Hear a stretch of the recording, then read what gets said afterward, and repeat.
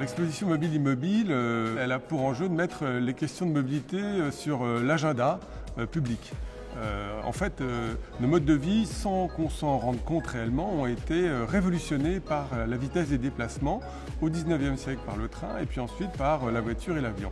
Et donc l'enjeu de l'exposition, c'est à la fois de comprendre ces transformations, les impacts que ça a eu sur nos modes de vie et en particulier les impacts environnementaux, les impacts sur la qualité de notre vie et puis on veut faire réfléchir. On va faire réfléchir au futur possible. Est-ce que demain, on va continuer d'accélérer? Est-ce qu'on va ralentir? Quels sont les grands choix collectifs auxquels nous sommes tous aujourd'hui amenés à nous confronter? Il y a un point très intéressant dans cette exposition, c'est qu'on plonge finalement dans cet univers de la mobilité.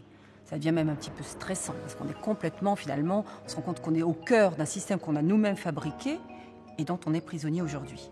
Donc comment se sortir de ça? Comment échapper à cette sorte de fatalité? En tout cas, c'est comme ça aussi qu'on voit un peu les choses malheureusement. Et en même temps, heureusement, il y a des petits points de lumière dans cette exposition qui nous permettent de reprendre du souffle et de se dire on ne va pas pouvoir continuer comme ça. Si on veut vivre demain, si on veut vivre bien, il va falloir changer les choses. Et c'est pour ça aussi que la SNCF se positionne sur ces questions-là, parce que c'est essentiel pour notre avenir.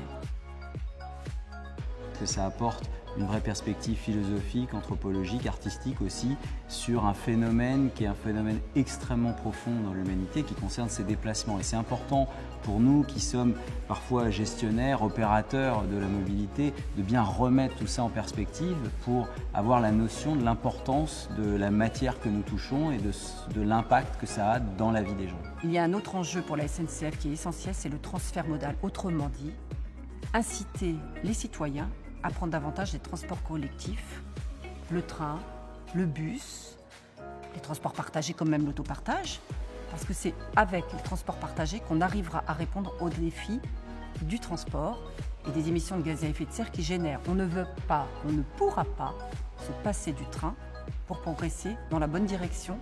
C'est incontournable. En fait, le message principal qu'on adresse à tous, et en particulier à SNCF, c'est que le futur n'est pas écrit. Il n'est pas dit que demain sera la continuation d'aujourd'hui.